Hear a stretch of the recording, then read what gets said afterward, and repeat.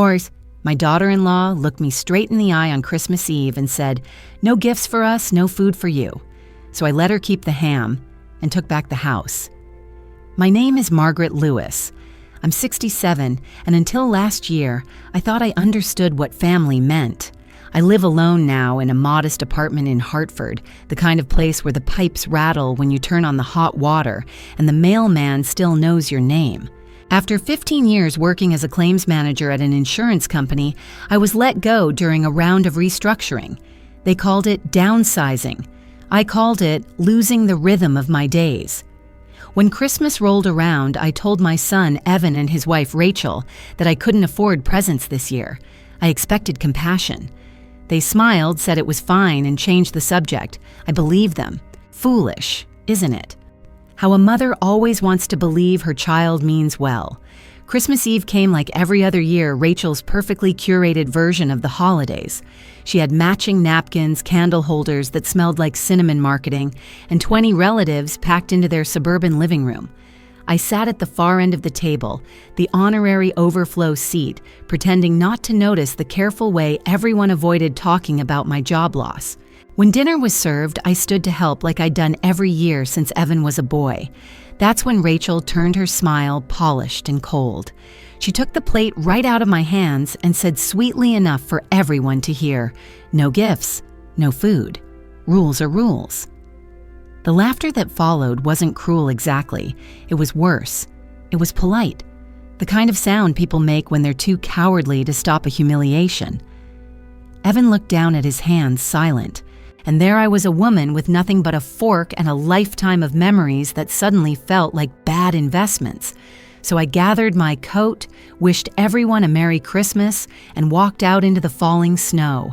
The air bit my face, but it felt cleaner than the air inside that house.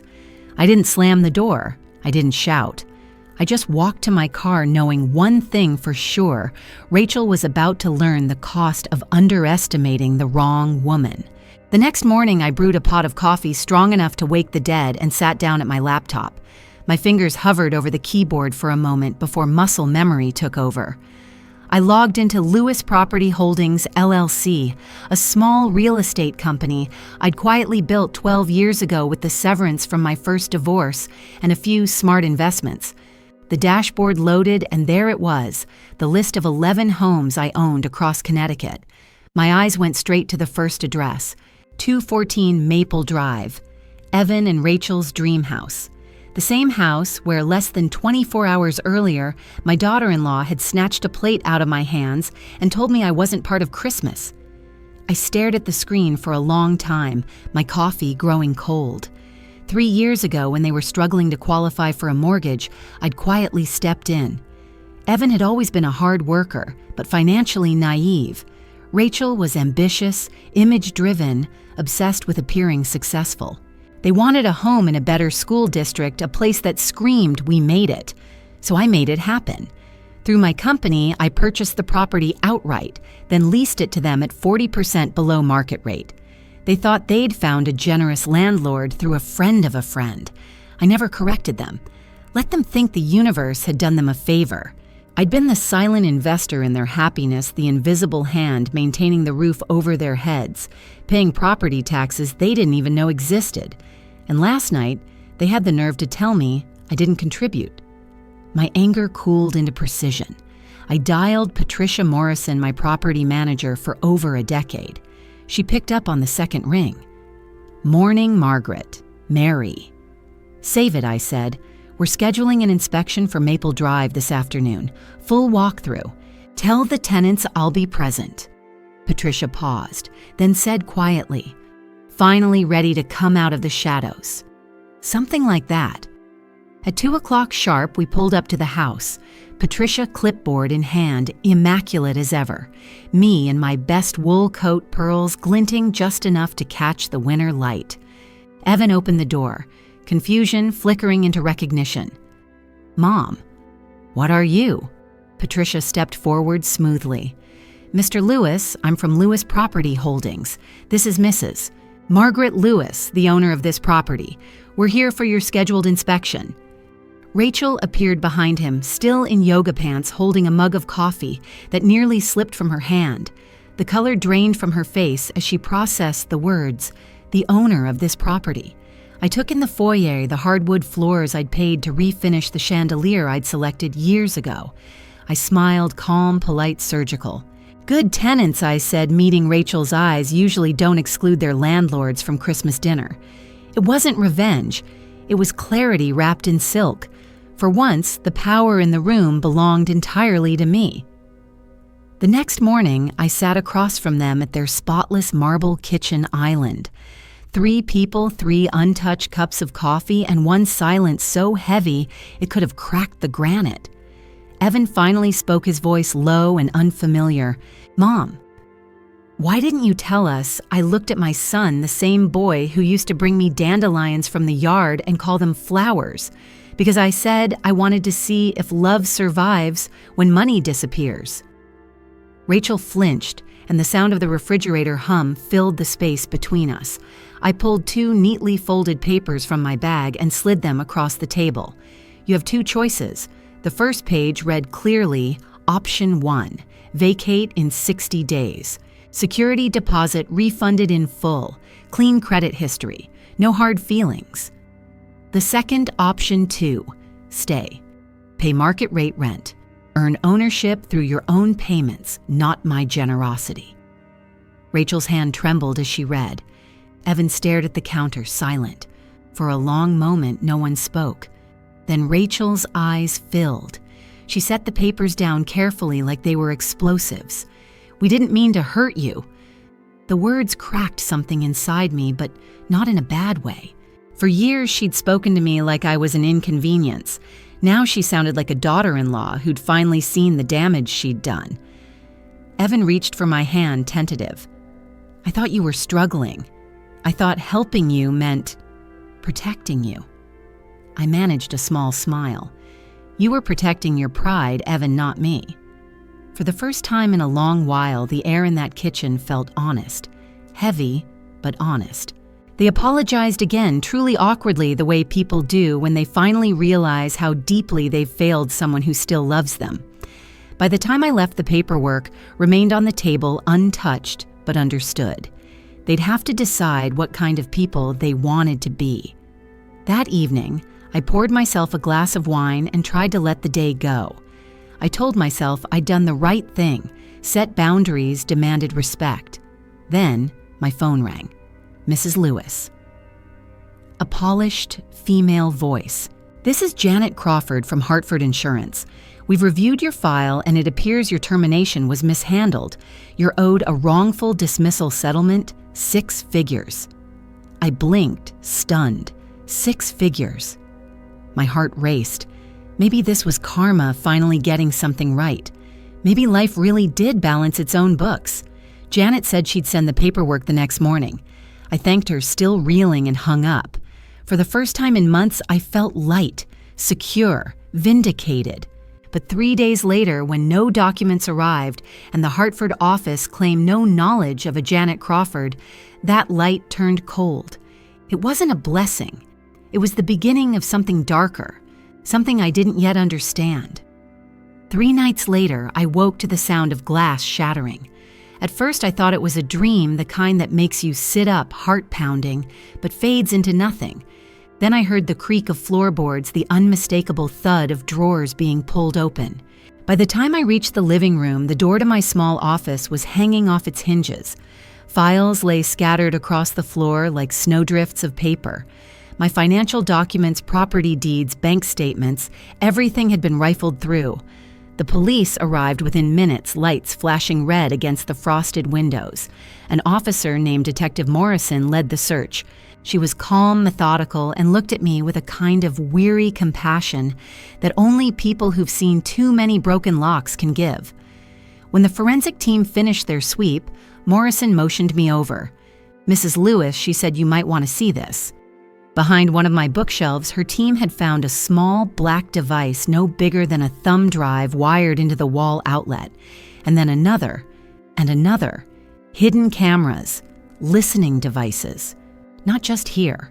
When the police checked Evan and Rachel's house, they found them there too. 3 cameras, 2 microphones, 1 tiny transmitter in the kitchen light fixture. Someone had been watching us for months. The next 48 hours felt like something out of a nightmare I couldn't wake from.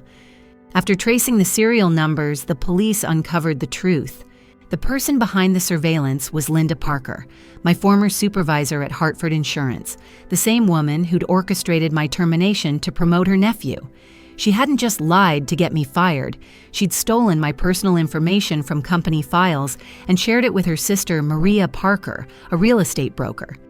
Maria had handled the original purchase of the Maple Drive property. She knew everything, my LLC, my investments, even that I'd bought the house for my son. Together, they'd built an elaborate scheme targeting elderly property owners who held assets under different names. Their plan was vile in its elegance. Undermine the victim's credibility, make her look unstable or manipulative. Fabricate evidence of financial abuse toward younger relatives. Use fake law firms like the non-existent Goldman & Associates and the phony Janet Crawford to trick victims into signing over power of attorney or property rights. And we'd walked right into it.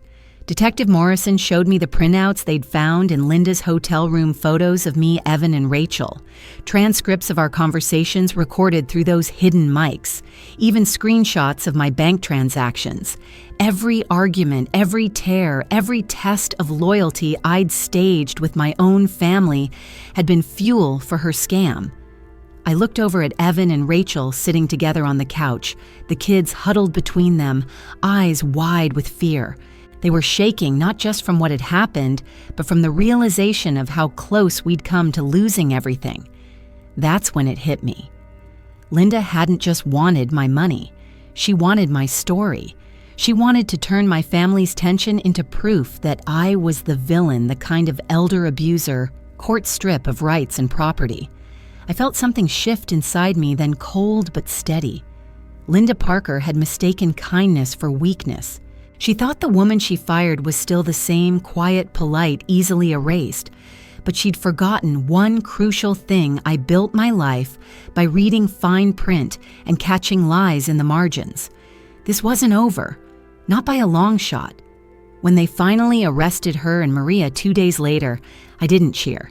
I just stood in that ruined office watching the police carry away boxes of evidence and thought she tried to steal my family's trust. Instead, she handed it back to me. 3 months later, we found ourselves back at the same dining table where everything had once cracked open. The chairs were the same, the silverware polished, the candles flickering just like before, but the air had changed. There was no more invisible hierarchy, no quiet competition for control. No one asked who brought what or who could afford more. For the first time in a long while, it felt like family again. Evan stood at the head of the table carving the roast chicken with the kind of focus you only see in men trying not to cry. Rachel set the first slice on my plate, her hand trembling slightly, then smiled at me through glassy eyes. The kids giggled over gravy passing rolls to one another, and I caught myself laughing too. That sound, my own laughter, felt foreign, like something I'd misplaced and just rediscovered. When the plates were filled and the chatter softened, I turned on the small camera I'd brought with me. The same camera I used to tell my story to women all over the world through Real Her Stories. This was my closing chapter.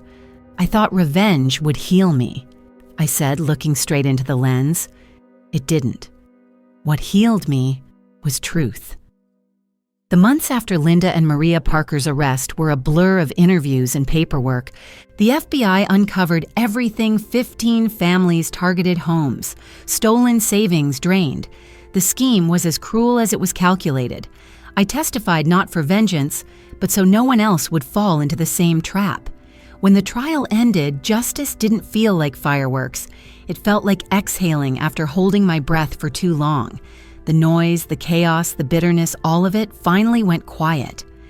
A week later, I called Evan and Rachel to meet me at my attorney's office. They walked in hand, both nervous, both humble. I slid an envelope across the table.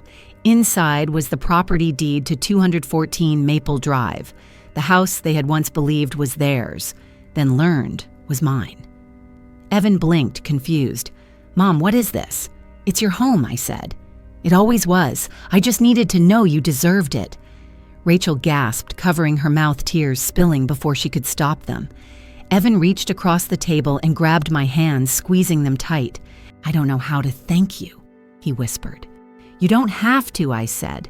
"Just make it a place where love never comes with conditions again." That night, we ate dinner together in that house. No one sat at the important seat. There were no rules about gifts or who contributed what. Rachel served me the first helping. Evan toasted to second chances and stubborn mothers. I laughed until I cried.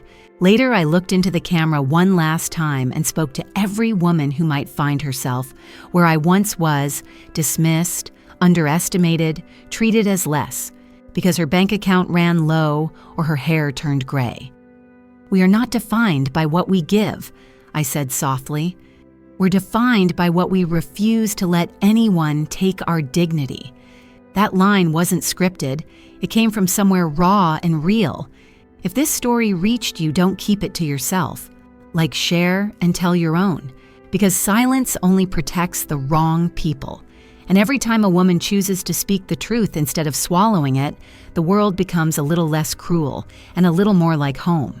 Power